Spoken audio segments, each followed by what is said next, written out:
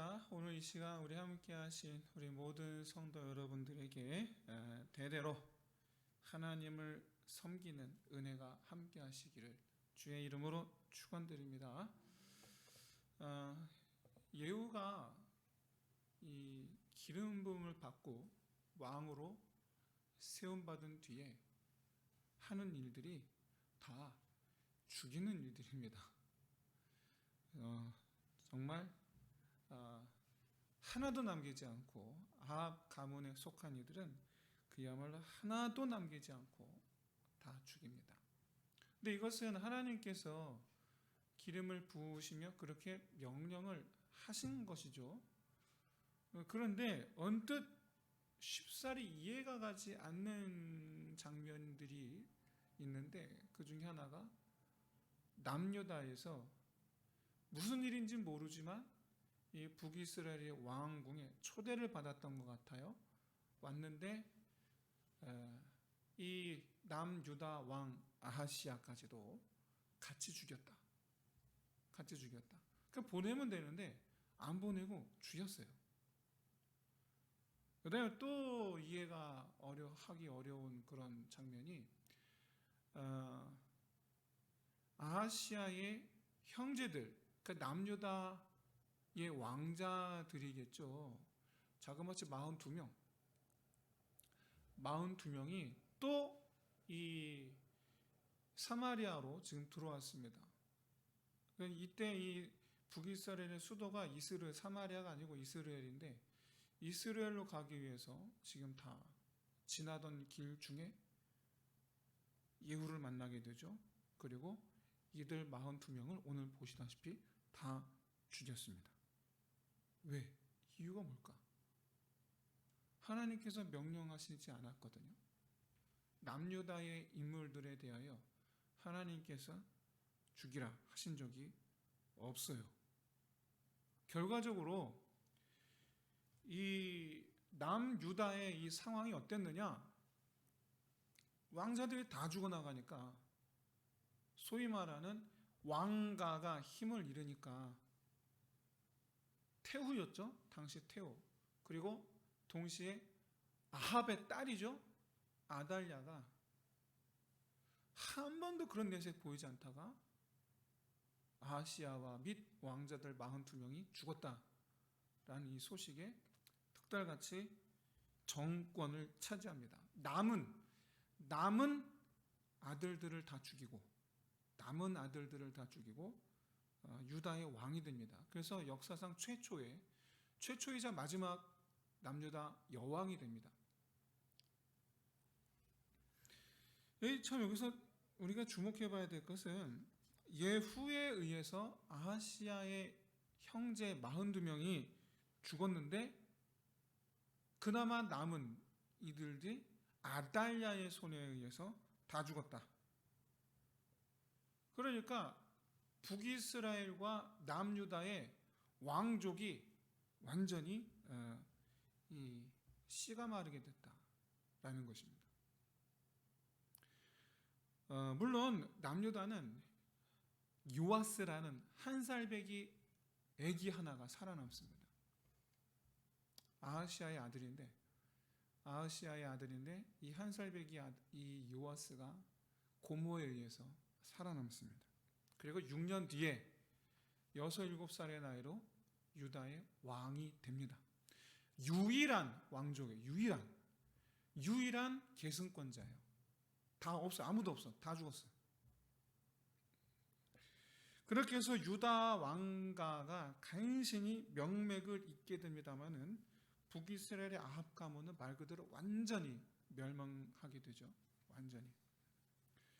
여기서 역설적인 부분을 여러분 주목해 보셔야 돼요. 하나는 아합 가문의 딸 아달랴가 북이스라엘이 아니라 유다에서 아합의 대를 이어가려 했다라는 사실이에요.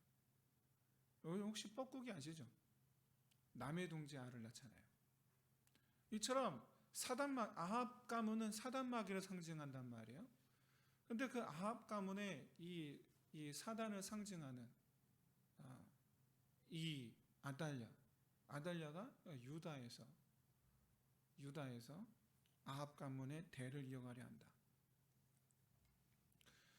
여러분, 여기에 이와 같이 이 여정들, 모든 왕자, 왕족들이 다 죽고 심지어 남유다까지도 하마터면 대가 끊길 뻔한 그런 상황까지, 더더군다나 아달랴가 여왕이 되는 이 모든 과정 속에 하나님의 뜻이 무엇인가를 우리가 알 수가 있습니다.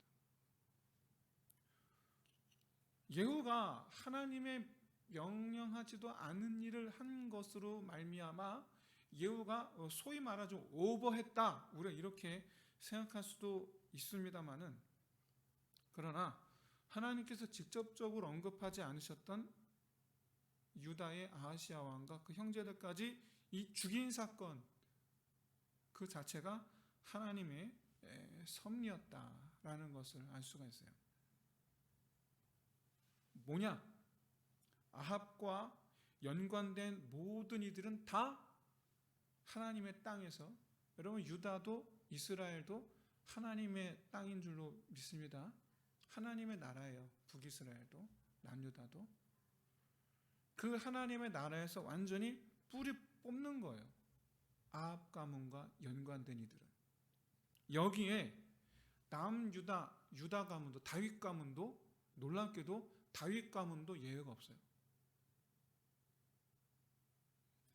여러분, 아합과 연관되었다라는 것은 더 이상 하나님을 의지하지 않는 것을 의미합니다. 이것을 상징하는 것이 오늘 본문 속에 아하시야 형제들 42명이라는 숫자예요. 여러분, 이 42명이라는 숫자가 딱 떠오르는 거예요. 여러분, 형제들이 보니까 아달랴가 남은 왕자들도 다 죽였거든요. 그러니까 이 이스라엘로 올라가지 않은 다른 아시아 형제들이 아직 남아있다는 얘기예요. 그런데 어쨌든 북이스라엘로 올라간, 그것도 여기서 말하는 태후, 북이스라엘의 태후, 이 태후가 누굽니까? 이세벨이거든요. 그 이세벨에게 문안하러 가는 왕자들 42명. 이들은 선별된 자들이라는 뜻이에요.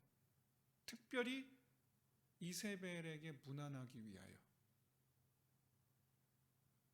이 42명은 여러분 딱 떠올리는 사람들, 바로 엘리사를 대머리야 놀리면서 쫓아왔던 청년 42명입니다. 그 42명 엘리사가 어떻게 했습니까? 암곰 2마리. 암곰 2마리라는 표현도 여러분, 이거 하나님의 역사라는 걸 보여요. 이 표현에서. 왜냐? 암곰 2마리는 결코 같이 다니지 않습니다. 여기서 말하는 이 암곰이란 히브리 용법상 새끼를 가진 암곰이란 뜻이에요. 새끼를 가진 암곰 2마리가 같이 있을 리가 없어요. 둘이 싸우거든요. 죽자고 싸우거든요. 근데 둘이 같이 협력해서 42명을 다 찢어 죽였다. 좀 잔인하긴 합니다만, 이세벨에 속한 무리를 하나님께서 어떻게 하시겠다는 걸 보여주는 상징적인 사건이에요. 그런데 똑같은 일이 오늘 본문에서 일어납니다.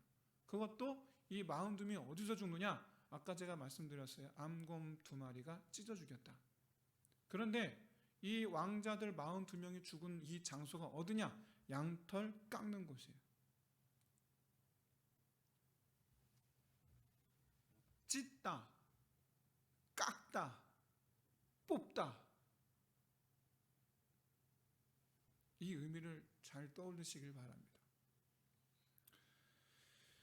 우리가 이 아합 가문과 인연을 맺고자 했던 유다의 왕이 최초 아합 가문과 인연을 맺고자 했던 왕이 누구였는가? 조금 더 훨씬 또 과거로 내려가 봐야 되겠죠. 아이러니하게도 여러분, 유다 역사상 가장 하나님께 성실했던 왕 5명을 꼽으라 하면 거기 꼽히는 사람이에요. 여호사밧은 평생에 하나님께 성실했던 사람이에요. 참 아이러니한 거예요. 정말 아이러니한 거예요.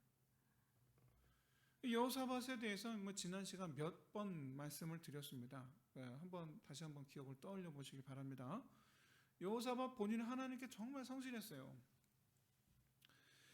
그런데 개인적으로는 자기 본인은 하나님께 성실했던 사람인데, 그런데 왕국을 다스리는 왕으로서 나라를 경영할 때에는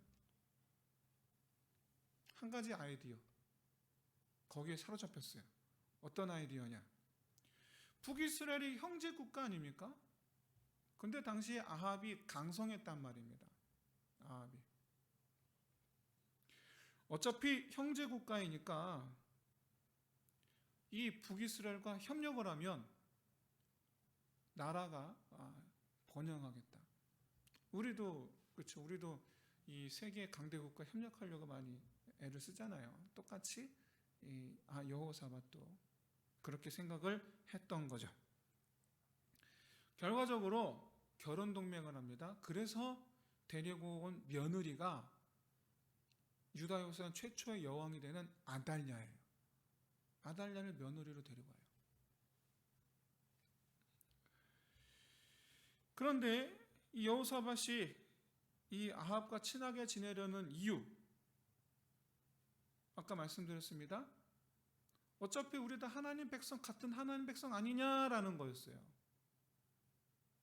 어차피 유다와 이스라엘은 한 뿌리 아니냐, 우리 형제 아니냐, 우리 다 하나님 나라 아니냐, 이거였어요. 여러분, 아니래도 너무 아니라는 생각이죠. 여기서 더 이해하기 어려운 점 한 가지가 있는데, 여러분, 여호사밧 본인도 눈이 있으면은 북이스라엘의 상황이 어떤지 여러분 그거 못 봤겠습니까? 귀가 있으면 북이스라엘에서 어떤 일이 일어나는지 여러분 못 들었겠습니까? 북이스라엘에서 일어난 여러 가지 일들 가운데 하나가 뭡니까? 이세벨이 북이스라엘 선지자들 다 죽였잖아요. 그거 못 들었겠습니까? 그거? 더더군다나 북이스라엘 곳곳에 우상이 세워져 있잖아요. 자기도 눈이 있으면 길 가다가 그거 봤을 텐데. 도대체 뭘 믿고 아합과 북이스라엘이 여호와 하나님의 백성이요 하나님의 나라라고 생각을 했느냐라는 거예요. 도대체 뭘 믿고. 근데 여러분 이게 바로 마귀의 역사예요. 이게 눈이 있어도 보지 못하게 하고 봤는데 올바른 판단을 못하게 해방하는 거죠. 분명히 들었는데 올바른 판단을 못하게 하는 거죠. 그러니까 순진하게도 여호사밧은 아합이 여호와 하나님을 믿는 줄 알았던 거예요. 이것을 확인할 수 있는 곳이 두 곳이 있습니다. 두 군데가 있는데 열왕기상 22장에 보시면 이 이스라엘 왕 아합이 자기들을 그동안 조공을 바치던 이 모압이 배신을 합니다. 그래서 저 모압을 버릇을 고쳐줘야 되겠다 해서 당시 이렇게 동맹을 맺은 이 유다와 더불어서 연합해서 모압이 아니고 길랄 라못입니다. 22장에서는 길랄 라못이 조공을 바쳤는데 배신하니까 버릇을 고쳐주자. 그래서 연합을 해서 길랄 라못으로 갈 때에 이때 여호사밧이 아합에게 물어봅니다. 여기 먼저 우리 하나님의 선지자에게 물어봅시다. 우상의 성지에서 우상을 철저하게 믿고 따르는 아합한테 하나님의 선지자를 한테 먼저 물어보자고 말을 건네는 거예요. 왜? 모르니까. 상황이 어떤지를 모르니까.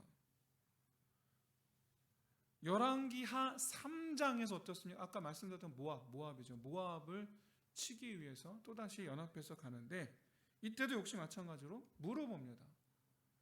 지금 이 환란을 어떻게 하면 이겨낼 수 있는지 여호와 선지자에게 물어봅시다. 그동안 도대체 뭘 보고 뭘 들었는지를 알 수가 없어요. 도대체. 이 두 가지 경우에서 보듯이 이 여호사밧은 이스라엘에도 당연히 선지자가 있는 줄 알았던 거예요. 그냥 그는 북이스라엘이라는 나라, 아합이라는 이 왕, 그냥 그저 좋게만 생각하는 거예요. 좋게만. 근데 여러분 이런 여호사밧의 태도를 우리 많은 기독교인들에게서 발견합니다. 많이 봅니다. 많이. 근거 없이 긍정하는 거. 근거 없이. 괜찮을 거야. 잘할 거야. 가장 이런 태도를 발견하기 쉬운 대상이 바로 뭐냐면 자기 자녀들에 대한 태도예요. 특히 이런 일은 본인들이 신앙생활 열심히 할 때 두드러집니다. 본인들이 열심히 신앙생활 할 때. 자기들이 열심히 신앙생활한 것을 보여줬으니까, 그리고 또 내가 우리 애들을 위해서 신앙생활 하도록 내가 할 수 있는 것을 다 했다라고 그렇게 생각을 하니까, 그러니까 당연히 우리 아들 딸들도 열심히 신앙생활 할 거야 라고 이제 무의식 중에 그렇게 생각을 하시는지는 잘 모르겠어요. 사랑하는 성도 여러분, 저는 지금도 저희 도윤이가 앞으로 신앙생활을 하게 될까 저는 전혀 확신하지 않습니다. 믿지 않아요. 저는 계속 바랄 뿐이에요. 제발 좀 믿어라. 제발 좀 믿어라. 지금이야 주일학교 때 대답 척척 잘하죠. 지금은 오히려 아빠한테 아빠 우리 같이 기도해요. 지가 먼저 얘기를 합니다. 특히 또 지가 또 본인이 여러 아시다시피 경험을 했지 않습니까? 정말 죽다 살아났지 않습니까? 그냥 표현이 죽다 살아나는 게 아니라 정말로 죽을 뻔했다가 살아났지 않습니까? 그러니까 본인이 그 경험이 있으니까 더 그랬겠지만 아시다시피 그런 체험도 신앙을 심어주지는 못하더라고요. 그래서 저는 도윤이가 장성하여도 하나님을 성실하게 믿는 자녀가 되리라라는 확신을 저는 일도 하지 않습니다. 여러분, 우리 자녀들에 대해서 여러분 확신하지 마세요. 내 신앙과 우리 자녀들의 신앙은 아무 관계가 없습니다. 아무 관계가 없습니다. 또 하나, 역시 또 자녀들과 관계가 있는 부분인데, 자녀들이 결혼할 때 상대 배우자에 대한 태도예요. 후회하시는 분들 정말 많아요. 후회하시는 이 부분에 대해서는 상처로 남아있는 분들도 많이 있으실 거라 생각해서 조심스럽긴 합니다만은, 그럼 보통의 경우 당연하게도 우리 기독교인들은 자기 자녀들이 같은 기독교인과 결혼하거나 혹은 기독교 가정과 인연 맺기를 바랍니다. 당연하게도. 그런데 아들, 딸과 결혼하기로 약속을 하는 그 상대가 신앙생활을 안 하는데 그의 부모가, 그러니까 사돈될 사람들이 교회를 다닌다, 신앙생활을 한다. 그러면 생각을 해요. 아, 나중에 신앙생활 하겠지. 긍정하기 시작해요. 또는 어렸을 때 교회 다녔대. 그러면 언젠가는 신앙생활 하겠지.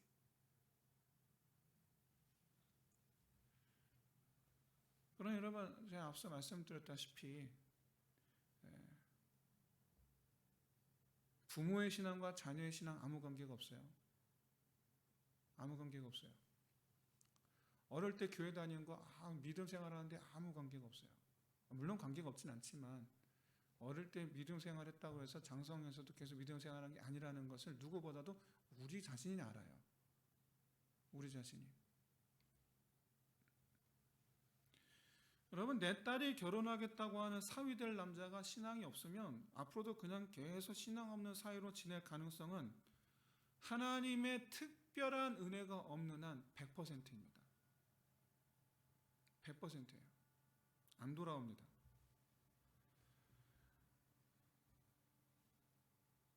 이건 여러분들이 잘 아실 거라고 생각합니다. 혹시 남편의 구원을 위해서 기도하시는 분이 계시다면 이건 여러분이 너무나 잘 아실 거예요. 안 돌아옵니다. 정말 힘들어요. 그럼에도 불구하고 이런 긍정적인 생각, 그건 결국에 내 생각을 믿은 겁니다. 하나님의 뜻을 따른 게 아니고 그건 내 생각을 믿은 거예요. 그냥 결국에는 그렇게 긍정적으로 생각함으로 말미암아 끝이 좋지 않은 그런 경우를 허다하게 많이 봅니다. 허다하게. 여러분, 영적인 일은 근거 없이 긍정하지 마시기를 바랍니다. 근거 없이. 저한테 와서 목사님, 우리 이번에 아들이 결혼하는데, 뭐 딸이 결혼하는데 아직 교회를 안 다니는데 교회 다니겠죠? 하고 저한테 강요를 해요. 그럴 겁니다. 이 말을 하도록. 꼭 그렇게 강요를 하세요. 근데 저는 대답을 안 했어요. 한 번도 그럴 거라고 대답한 적이 없어요. 아니라는 걸 아니까. 거짓말을 할 수가 없어서. 긍정해 준 적이 없어요. 기도하세요. 그래서 기도하세요. 영적인 일은 오직 하나님께 달려있는 줄로 믿습니다. 오직 하나님께. 내가 그렇게 생각한다고 해서 그렇게 되지를 않아요. 하나님께서 하셔야 되는 부분이에요. 그의 집안이 어떠냐, 뭐 이런 거 뭐 아무 상관이 없습니다. 오직 본인이 하나님을 지금 믿느냐 여부, 여기에 달려 있어요. 여기에. 여러분, 아합 본인 하나님을 믿지 않았어요. 근데 여호사밧이 이걸 간과한 거죠. 아달랴 하나님을 믿지 않았어요. 며느리가 하나님을 안 믿어요. 그럼에도 불구하고 여호사밧은 며느리를 드려요. 그 결과가 뭡니까? 아들이자 아달랴의 남편인 여호람, 이 여호람은 자기 아버지 여호사밧의 길을 따라가지 않아요. 아내와 더불어 함께 아내의 길을 따라가요. 여호람. 결과적으로 그는 왕이 된 지 1년 만에 죽습니다.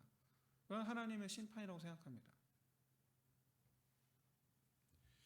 두 사람 사이에서 태어난 이 아들들과 기타 이 여호람의 이 후궁들에게서 태어난 이 아들들 전부 다 아달랴를 따라서 외가니까 아합 가문과 친하게 지내게 됩니다. 외가니까. 하나님을 믿지 않을 뿐만 아니라 하나님의 땅에서 하나님을 완전히 끊어내려 했던 가문이 아합 가문인데, 그 아합 가문과 완전히 밀착이 된 다윗 가문, 이 다윗 가문을 여러분 하나님께서 어떻게 하실까요? 하나님의 선택은 무엇이었을까요? 그 오늘 본문입니다. 양털 깎는 곳에서 42명 다 죽었습니다.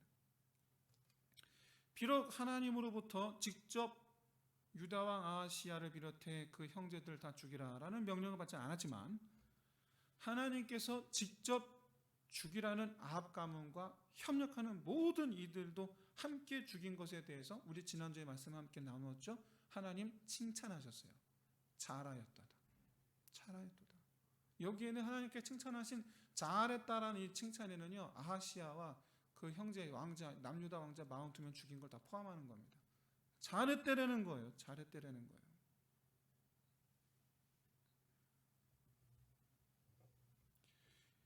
이후에 남유다는 한 살배기였던 이로 말미암아 결과적으로 예후에 의해서, 그리고 역설적으로 아달랴에 의해서 남과 북 왕족이 몽땅 다 죽음으로 말미암아 아합 가문과의 인연이 완전히 끊어져 버리게 됩니다. 하나님의 땅, 거룩한 땅에서, 거룩한 하나님의 땅, 이스라엘과 유다 하나님의 거룩한 땅에서 아합 가문과 연관된 모든 것들이 다 뽑히고 깎여 나갑니다. 완전히 끊어져 버립니다. 오늘 아시다시피 한 살배기가 하나가 살아남았죠. 근데 요아스가 왕이 되고 난 뒤에 요아스 아들, 손자, 증손자 4대, 이 4대가 연속해서 하나님을 따르는 왕으로 유다를 다스리게 되는데, 이 중에 요아스가 40년을 다스리고 아들 아마샤가 29년, 우시야는 아까 제가 말씀드린 이 성경에 손꼽는 5명 중에 꼭 뽑히는 사람이에요. 우시야가. 이 우시야가 자그마치 52년, 그리고 요담이, 그 아들 요담이 16년, 이 총 4대가 약 140년을 다스리는데, 하나님을 성실하게 따르는 왕들이 140년을 유다를 다스리니, 여기에 이것만 보아도 하나님의 뜻이 무엇이었는가를 우리는 알 수가 있는 거죠. 이것만 보아도 완전히 끊어져서 사라져버릴 줄 알았던 다윗 가문이 다시 일어나게 되는 거죠. 신앙의 얼굴로, 불신앙의 얼굴로 확장되던 다윗 가문이 그 불신앙의 얼굴들이 전부 다 뿌리 뽑히고 신앙의 얼굴들로 다시 번성하기 시작하게 하심, 이게 여러분 하나님의 역사인 줄로 믿습니다. 우리에 있는 모든 불신앙의 면모들은 다 뿌리 뽑혀야 될 줄로 믿습니다. 깎여 나가야 될 줄로 믿습니다. 그리고 그 자리에 대신해서 새로운 신앙의 면모들이 자라나야 될 줄로 믿습니다. 이렇게 정원을, 이 나무를 좋아하시는 분들 보면은 자꾸 이렇게 잘라내시더라고요. 왜 잘라내냐 그랬더니 괜찮아, 거기서 또 나와, 그러시는 거예요. 잘라내야지 거기서 또 다른, 얘는 상했으니까 상한 건 빨리 잘라내야지 다시 새순 건강하게 다시 나온다라는 거예요. 여러분, 이렇게 해서 여러분 다시 하나님의 은혜로 일어서게 된 다윗 가문, 그러나 잊지 마세요, 사라질 뻔했었다. 물론 하나님께 약속하셨기 때문에 영원히 다윗의 그 위를 영원히 견고하게 하시겠다 약속하셨기 때문에 대를 이었지만, 분명한 것은 하마터면 사라질 뻔했다. 왜? 아합 가문과 결탁했기 때문에. 그 말은 곧 하나님을 버렸기 때문에. 그리고 그 첫걸음이 뭐였습니까? 바로 여호사밧의, 신앙 좋은 사람이에요. 다시 말씀드리지만 신앙이 좋은 사람의 하나님의 판단이 아닌 자기 판단을 믿은 결과예요. 사랑하는 성도 여러분, 우리가요 하나님을 잘 믿는다 하여도 여러분 모든 일에 하나님의 뜻을 따라야 될 줄로 믿습니다. 하나님의 뜻을 따르지 않고 나 교회 열심히 다니고 있어요, 헌금 생활도 열심히 하고 있고요, 교회에서 봉사도 열심히 하고 있습니다. 그런데 내가 잘못 맺은 열매 하나가 우리를 괴롭게 하는 거예요. 말씀드렸다시피 여호사밧 본인이 죽을 때까지는 그 나라가 하나님 은혜 아래 있었습니다. 근데 문제는 여호사밧이 죽고 난 다음이죠. 여호사밧 본인이 죽고 난 다음에는 본격적으로 사단 마귀가 그 집을 장악하게 되죠. 본격적으로 내가 뿌린 씨, 내가 가고 난 다음에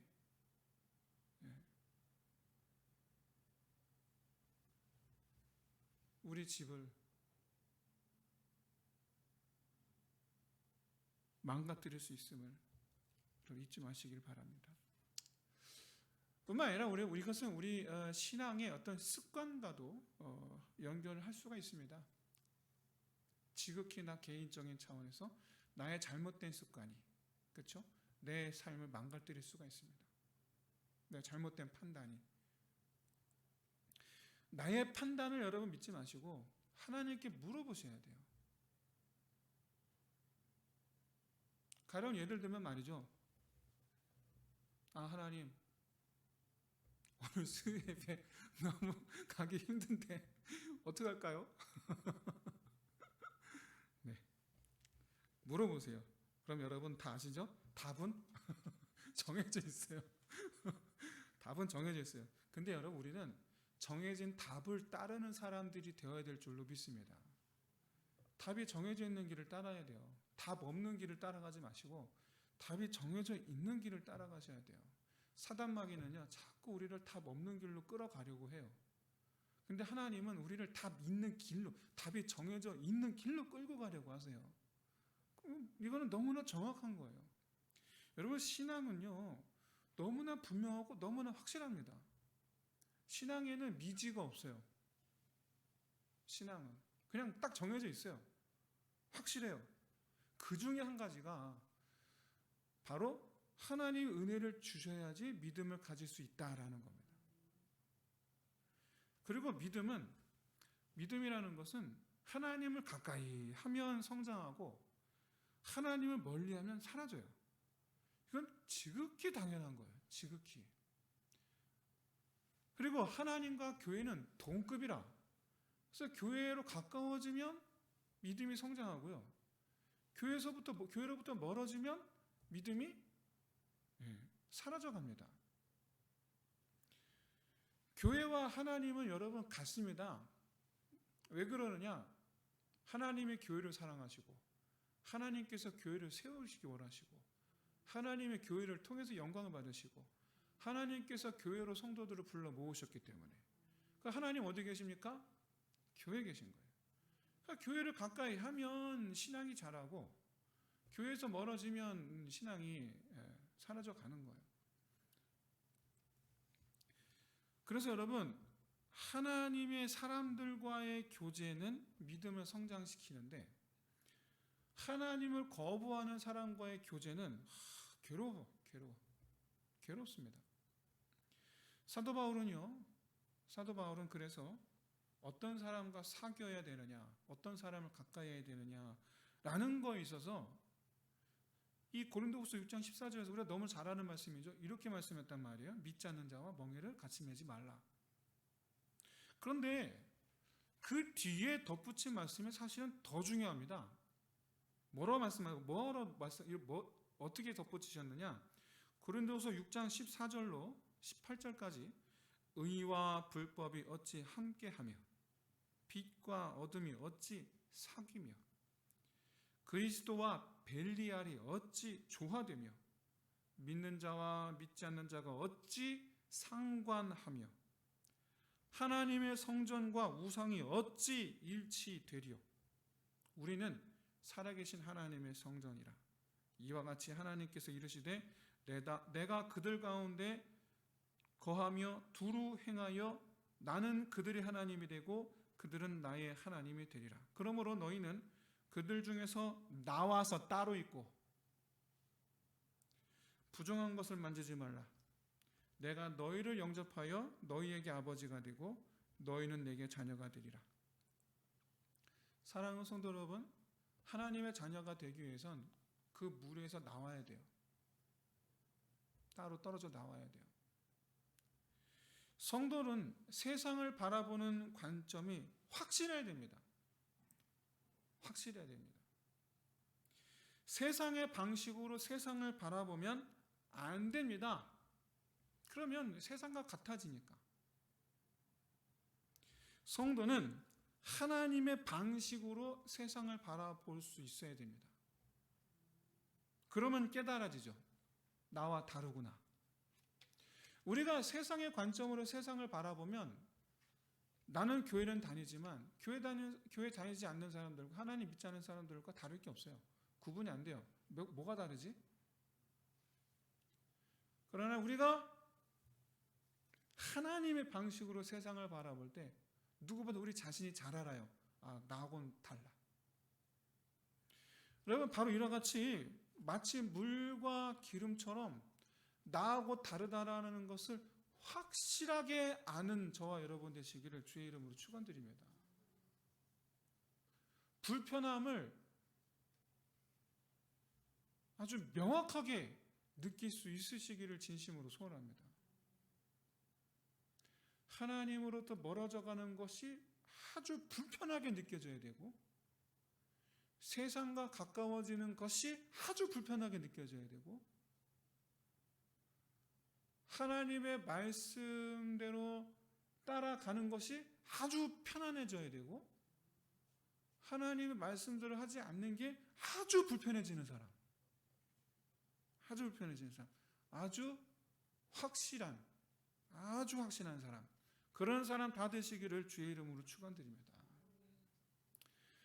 그렇게 하지 못한 사람들이 유다 왕 아하시야와 그 형제들이죠. 그 결과는 아주 참혹했어요. 그들의 죽음의 의미, 양털 깎는 곳에서 죽었다. 그러니까 여러분, 뽑혔다라는 얘기예요. 어디서? 양의 몸에서 그 털이 깎여 나가듯 그 털이 뽑히듯 하나님의 나라에서 뽑혀 나간 거예요. 깎여 나간 거예요. 양털 깎는 집이라는 것을 굳이 표현하신 이유가 바로 그것 때문이에요. 양털 깎는 집은 히브리 원어에서 목자들이 양을 끈으로 묶는 집이라는 뜻입니다. 양의 털을 깎기 위해서 양의 네 다리를 묶는 이 관습을 따서 붙인 이름인데, 바로 이곳에서 이들이 죽음을 당했다.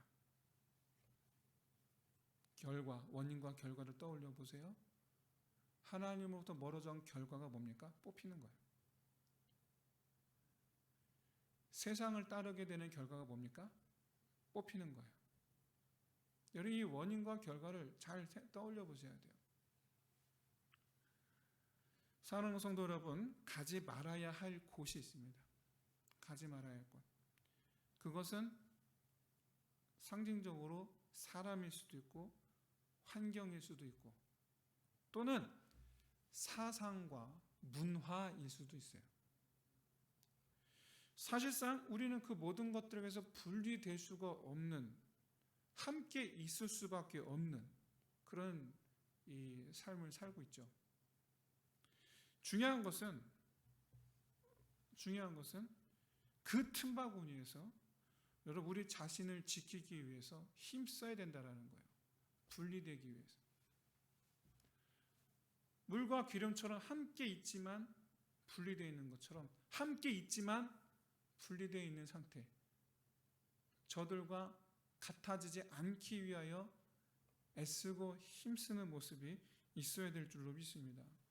예를 들어 여러분, 친구 중에 믿지 않는 친구가 있을 수 있죠. 그 친구와 우정을 쌓는 일은 굉장히 중요합니다. 그런데 나의 믿음과 신념, 그리고 신앙의 행위, 요컨대 주일 예배 드리고 교회에서 봉사하고 신앙의 행위, 그리고 나 개인적인 삶의 목표가 하나님 나라를 향한 목표인데 그 목표 등을 그 친구 때문에 잃어버리면 안 됩니다. 또 예를 들어서 조건이 좋은 직장에 들어갔다고 한번 여러분 생각해 봅시다. 그런 직장을 다니게 된 건 감사한 일이죠. 거기서 주어진 일에 최선을 다해야 될 줄로 믿습니다. 그리고 그곳에서 일할 때는 하나님과 동행해야 될 줄로 믿습니다.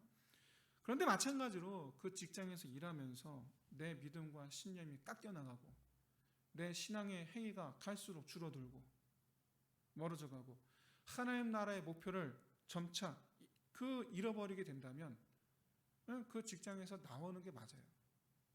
차라리 나오는 게 맞아요. 우리가 가지 말아야 할 곳은 어떤 곳이냐?